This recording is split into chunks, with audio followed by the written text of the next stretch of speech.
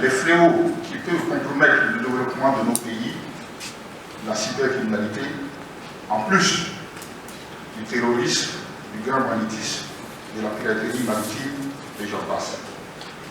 C'est-à-dire que notre posture doit s'adapter au fur et à mesure que les menaces apparaissent et se développent. Nous devons être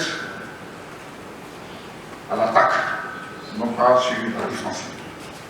C'est dans ce cadre que le gouvernement ivoirien a adopté une stratégie nationale de cybersécurité et a créé l'Agence interservices de sécurité numérique.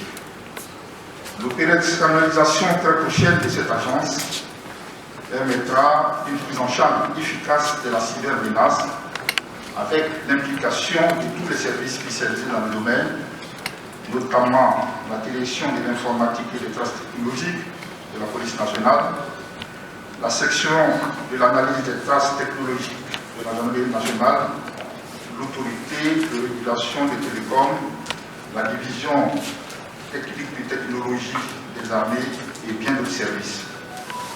Tous les responsables de ces structures sont là pour des échanges approfondis avec leurs homologues, avec les auditeurs, avec les praticiens, les universités et les experts rassemblés dans cette salle.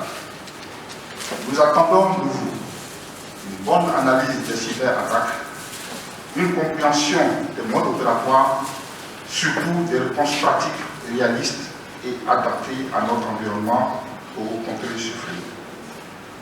Conformément aux thèmes de référence qui ont été présentés, 3 thématiques vont être abordées. Le premier, c'est la transformation digitale et technologique d'une sécurité de défense. Le deuxième, c'est l'évaluation des menaces et des réponses.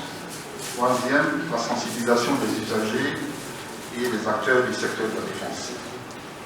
Nous sommes persuadés que l'ensemble de ces thèmes permettra de couvrir tous les aspects de la cybersécurité.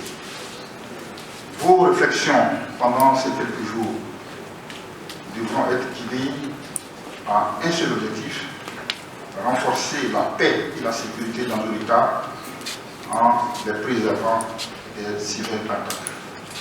En tout cas, je voudrais m'arrêter là, tout en félicitant le président du comité d'organisation de cette session, le colonel-major Kofi Frank, pour la qualité du travail abattu avec son équipe. Merci à nouveau à tous les participants pour votre présence et votre participation à ces réflexions que nous souhaitons fructueuses. Et sur ce, au nom du ministre d'État, ministre de la Défense, Émile Guillermo Ouattara, je déclare ouverte la 6e session internationale de réflexion stratégique. Je vous remercie. Je participe à la 6e session sur la cyberdéfense et cybercriminalité. D'accord. Alors déjà la thématique c'est bien sûr la sécurité et les technologies en termes bien sûr de sécurité en Afrique. Alors déjà quel est votre avis déjà sur cette thématique brûlante? J'ai ma structure qui s'appelle Insata Consulting. On est spécialisé en cybersécurité, donc on accompagne les entreprises sur la sécurisation de leurs systèmes d'information. Et en tant qu'Ivoirienne, je souhaiterais apporter ma pierre à l'édifice, qui serait de participer à la cyberdéfense en Côte d'Ivoire, donc par la mise en place de moyens, on va dire technologies, donc solutions, participer à la sensibilisation et à la formation des Ivoiriens dans sa globalité. Et dernier point, ce serait aussi de représenter aussi les femmes dans les métiers de la cyber. Dernière question, en quoi les technologies pourraient faciliter la sécurité en Afrique? Alors, les technologies pourront faciliter la détection, la prévention, la réaction. Mais surtout, le point sur lequel j'aimerais m'attarder, c'est plus la sensibilisation et la formation. Parce qu'on fait de la sécurité par le management des risques. Et pour pouvoir gérer cette sécurité, faut former, sensibiliser, faire de l'évangélisation des collaborateurs ou des Ivoiriens.